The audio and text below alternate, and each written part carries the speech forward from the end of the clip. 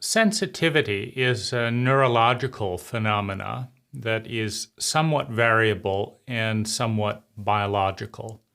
In Elaine Aron's work on sensitivity in mammals and humans, roughly 10 to 20% of a number of mammalian species, including humans, have a disproportionately sensitive neuronal response.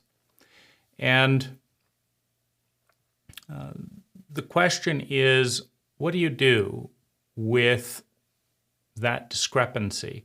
Because 10 to 20% of the people in our world are going to react more intensely to the same level of stimulation in certain arenas. So the first and most important area of intelligence is to map out what that is.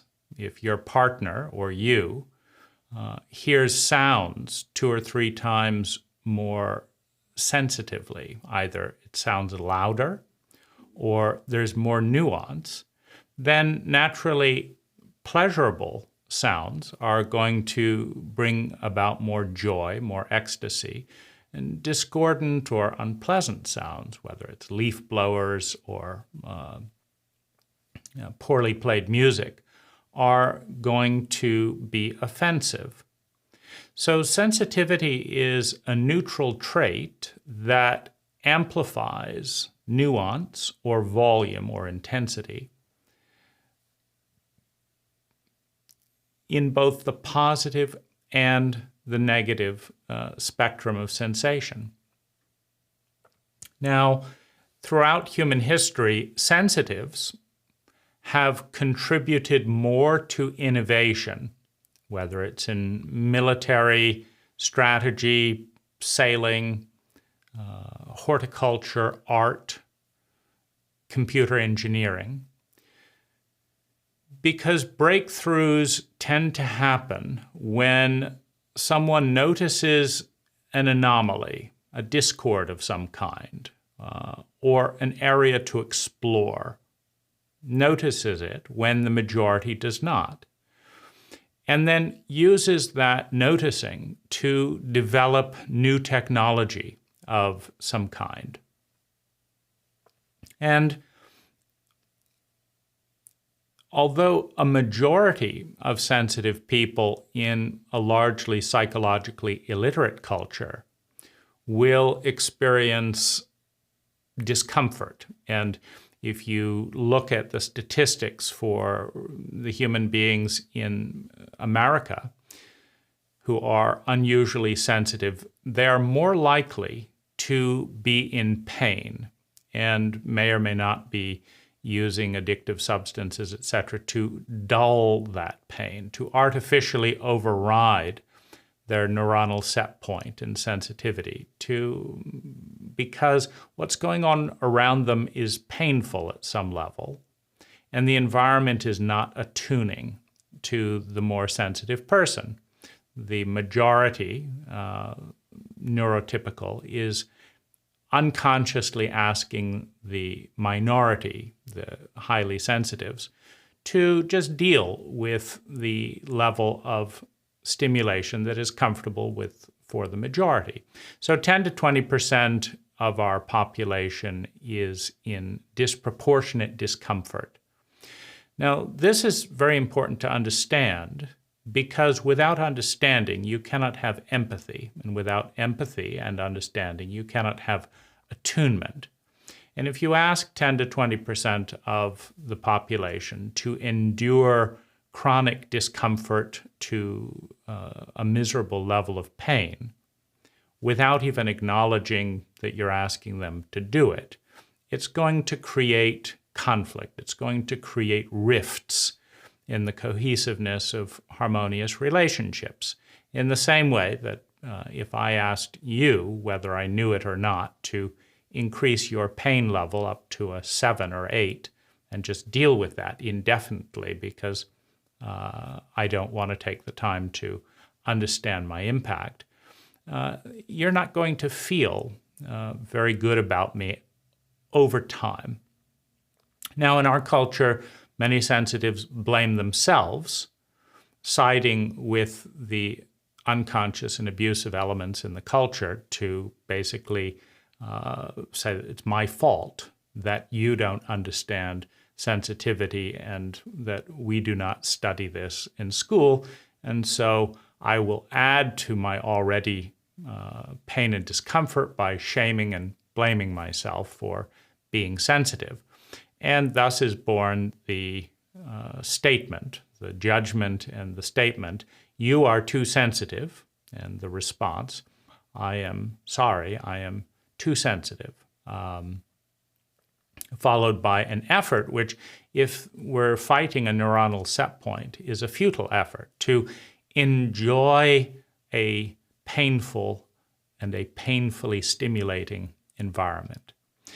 Now, on the high end of intelligence, in a cultural sense, you specialize, because life is not making a mistake by producing this type of neurological diversity. Life is actually doing something incredibly intelligent for evolution. Because when you specialize, certain types of people then are good at certain types of things. Thomas Edison, for example, was a sensitive. Napoleon was a sensitive. And if sensitives bring so much value, those that overcome their the pain and discomfort, if sensitives bring such value, if Leonardo da Vinci brings such value to a culture, then the most intelligent cultures, wanting to up the odds of that sensitivity becoming some form of gift or genius rather than leading to alcoholism and an apology based on ignorance, will, first of all, identify the sensitive people in its midst. Secondly, will educate both the sensitives and the non-sensitives. And there's no judgment or value in one or the other.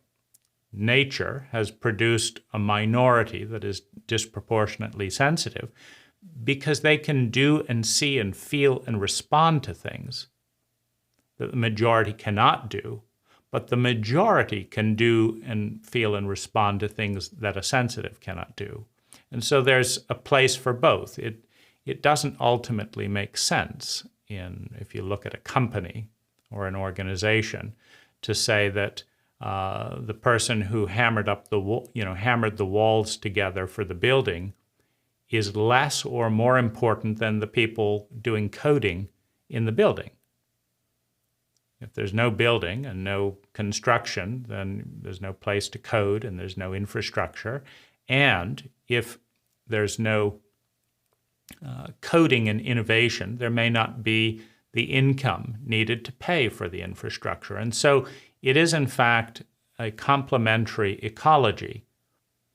And when if you had a gifted pianist in the family and you sent them out to dig ditches, it's ultimately a symptom of blindness or stupidity, because great music does not get made. And often the person who is specialized and gifted in one area is not very gifted in another. You don't send a dentist out to play football, and you don't take a football player and have them do very delicate fillings inside your mouth. It's an absurd application of talent. So the first thing to understand, and you can take, if you do a quick search for HSP test, you can see where you fall on that continuum. You can see where your partners or employees fall on that continuum. So the first thing to identify is which of those diverse groups you're a part of. The second thing is to understand the arena of sensitivity. Some people are incredibly sensitive to feelings. Others are incredibly sensitive to intuition. Others are sensitive to imagine. They're just sitting there in an empty room and images come to them and they see all kinds of possibilities that you ask the person next to them, what are you thinking about? What are you seeing? And They say, I don't know. I mean, that's a huge, we're talking thousands of % variance in imaginal activity. Well, if you put that imaginal person onto a task to solve an engineering problem or a marital conflict versus putting the person who doesn't have any particular ideas or an awareness in that area, you get tremendously higher yields of results. You get more result per unit of energy expended when people with specific abilities and talents and traits are applied in the areas where those traits can be well utilized. So an intelligent culture identifies its sensitives, identifies the arena of sensitivity, helps the person identify where that could be applied usefully in the culture, and helps the non-sensitives understand this is going to cause more pain for this person. Now, we know this in a medical context with short-term sensitivity. If you have broken your arm and somebody goes like that, the short-term elevation in sensitivity may make that excruciating. If, on the other hand, you've had a general anesthetic, you could take a hammer to that and you feel absolutely nothing. Now, if the point is to facilitate intelligent evolution and well-being, then what's important is that everyone in a relationship, in a team, whether it's a family, an organization, or a community, understands who's sensitive to what degree. Some sensitives can't stand being in a bar. It's just too loud. But they can sit in silence and the whole world opens up to them. Some people talking with more than one person at a time is overwhelming. It's like all this stuff coming from here and here, but they can talk for hours with one person at a level that 90% of the population cannot do. And so it makes sense to become educated about the sensitivity level and the competence. So that's basic education about sensitivity, and it's a great book for everyone to read. The Highly Sensitive Person and those of its ilk. Quiet approaches, another book, approaches it from a slightly different angle, but it gets to the same point. People are different, and the more everyone understands those differences, the less unnecessary suffering is caused, the more sustainable well-being can be generated intelligently. Now, the set point, the biological set point of sensitivity is just nature's gift to evolution. Some people are born more sensitive than others. But there's another sensitivity, which is acclimatized and cultivated. And it works in concert, in context with its ecology. And it kind of goes like this. There's a continuum of stimulation. Somewhere on this continuum, we have pain. When stimulation gets too intense, the volume gets too loud, the slap on the back gets too violent, there's too many beers, there's a collision at too high of a speed. When stimulation reaches a certain threshold for every single organism, it becomes a violation. It becomes a trauma. And so that's up at the high point, and everyone has that threshold at which stimulation starts to become uncomfortable, then painful, and then traumatic. So that's up here. Now down here, there's a level at which sensitivity becomes unconscious.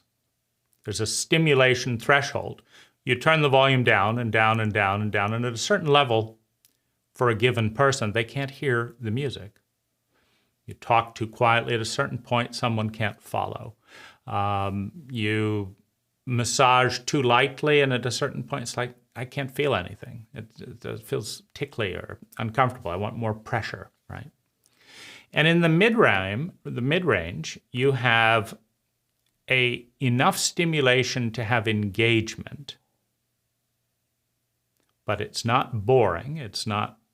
You're not going to sleep and bored, and you're not in discomfort and pain. And it's this is the kind of the middle area, which for each person is higher and lower in different arenas of sensitivity. Now, the larger context, if you are a fugitive, for example, then suddenly every little noise becomes a big deal. Every little anomaly, every angry face becomes a potential threat. And so your sensitivity goes up if you are in some form of jeopardy. If you are isolated, your sensitivity goes up around things that relate to your isolation. If you have been humiliated psychologically and someone makes a joke in that arena, it's going to not be funny for you. It may be funny for someone else who has not been humiliated in that particular area again and again and again. And so this is why, if we understand that all energy comes at us at a stimulation threshold, at a level, and that there's a certain point for each person in each arena where that's going to be boring, pleasurable and interesting, or painful and ultimately traumatic, it becomes important to see those dials, those personal dials, and to attune to people around us. It's one of the biggest reasons to engage in small, intimate groups. Dunbar's law is under 150 people, is the number that you can know well. And that's why in the 10X Living community that I've designed, it's such an important piece, both being aware and literate about sensitivity, but also keeping the numbers low enough that one can easily and spontaneously attune, in the same way that if you saw someone has a severe sunburn, you wouldn't pat them on the back there. It stings. But for someone else who's tough and muscular and isn't sunburned, a good shake or pat on the back may bring a sense of bonding, depending on the rituals of the group. So the most advanced form of competency around dealing with this phenomena of sensitivity is, of course, to be highly specialized and train people to do the things they're really good at and are sensitive. But because of this stimulation point at which things become uncomfortable, then painful, then traumatic, most relationships or most ecologies or environments are volatile. They have a range. They get up to this intensity, then down to this intensity, then up to this intensity, and down to this intensity. And it forms a pattern of a normal range of stimulation in that environment. Now, what's going to happen if the majority of people feel pain up here is they're going to tune down, they're going to dumb down, they're going to dull their senses. You can dull your senses with drinking and earplugs and stuff like that, but you're going to dull your senses to a point where it's not painful. And you think of something like hearing loss, and these are often around like high whining saws, circular saws in the construction trade, or impact drivers. And what's happening is the ear is saying, this doesn't feel good, but the person is continuing to make the sound. And so the body has a choice at this point to either feel miserable because nobody's respecting the sensitivity of the ear, or to denerve, to start pulling nerves away from the ear so that it's not so loud. And so this is how the ears get more dull, and they just can't hear this stuff and this stuff. Now, that's good if that's the only option. I mean, if you are in an environment that is so desensitized and abusive that no one around will honor a stimulation threshold, whether you tell them or not, in most cases it's a don't ask, don't tell policy, then you have a situation where people are just going to get more and more deaf because then they are not in pain. The same is also true if you bring that stimulation threshold down to this amount of volatility, then there will be a growing sensitivity, meaning one will become more alert in that situation.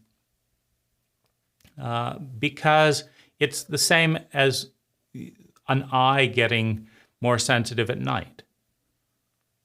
And this same phenomena happens constantly as light shifts. So at night, if you stay in complete darkness for several hours, your eyes will get more sensitive in a way that will allow you to see and appreciate stuff going on in that dark space. As soon as the light turns on, it will be painfully bright while the eye is still adjusted to the darkness. And the eye will become less and less sensitive until it adjusts to the stimulation of bright light. Now, at a very macro level, sensitivity is a neutral trait. The more sensitive you are, the more exquisitely you will experience joy, healing, love, pleasure, wonder, all the good things. You'll experience them more with less outer stimulation. You know, there are people walking around that are so numb, so exhausted, so anesthetized with repetitive stimulation that you can give them the most deliciously cooked meal in the world. They'll barely taste it. It would be the same as if they were given some chicken McNuggets, you know, just nothing, barely tasted. But you can also take someone who has cultivated a palate, and they'll notice every little thing and appreciate every little bit of nuance. Now, what this suggests is that if you can generate more pleasure with less outer stimulation, you are potentially more intelligent, you know, on this intelligent continuum, where it takes less and less energy to generate more and more sustainable well-being. You know, the extreme of that is needing absolutely nothing. I don't need music. I don't need a massage. I don't need to eat a pint of Haagen-Dazs to feel pleasure, to feel good. I'm sensitive enough that the smell of the air in a pleasant atmosphere, the sound of birds is delightful. And so I don't have to go to a rock concert to experience delight. Now, if I'm desensitized, then a rock concert may not be enough. I may need a rock concert, some cocaine, some hookers, and you know, the combination is I can get over the anesthetics of numbness and stuff and finally reach a sense of peak stimulation. But we're taking more and more energy to do that. And so in an ideal intelligence continuum, the volatility of stimulation in an environment is regulated to the sensitivity of the most sensitive people present. And there is a continual process of becoming more sensitive at the same time as one is using that sensitivity to adjust the environment, to choreograph the environment in order to become more pleasurable to that heightened sense of sensitivity. In a rock band, if one piano player plays a wrong note, you don't even hear it because of the bass and all that and the shouting and jumping up and down. But if a soloist is playing a delicate piece and there's one wrong note, you hear it. And so as you become more sensitive, you pick up on the flaws, on the imperfections of the environment with more and more alertness as you become more sensitive. Now, if that is transformed into a transformation, if that is used to transform the environment, then the environment becomes more refined, more harmonious, and then the sensitivity grows in that environment and notices new imperfections, which are then used to transfer into adjustments in the environment. And it's a virtuous circle of learning from awareness, learning from a more and more sensitive awareness, how to adjust the culture and the outer ecology in such a way that the most sensitive people in that environment and culture feel happy with very little energy expended. So that is an ideal. And generally speaking, they put canaries in coal mines because they have more sensitive respiratory systems than the miners. And so when the canary dies, the miners know that it's not safe. This is one of the intelligent uses of sensitives in any group or community. Because if a sensitive that is highly in touch with everyone else's feelings says that this is a safe and solid emotional state, everyone's happy here, they probably are. But if a sensitive is not happy at all about what's being brushed under the carpet, what's being steamrolled over, if the sensitive is not happy at all, and nobody listens to the sensitive, the odds are that a little bit down the road, everyone else is going to start noticing what the sensitive picked up a few months earlier. And so a sensitive can be used as an early warning steering system to say, we're going off base here because I'm beginning to feel uncomfortable. And what we know is that because I'm 30% more sensitive than the rest of the group, is if we continue down this path and by the time it gets 30% more intense, everyone's not going to like this. So let's just save the time and we'll steer back before most of the group gets uncomfortable with this particular direction.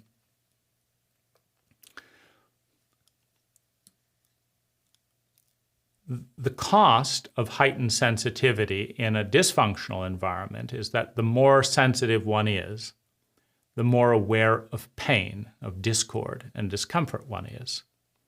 And if that's not listened to, either the sensitive will have to remove themselves, at which point the group loses a valuable access point to more sensitive data than the average person in the group has. So they lose a guide, so to speak. Because as a general rule, a competent sensitive will be more sensitive to the sensitive people in the group and the people who are not sensitive than the insensitive people will be to themselves and the sensitives.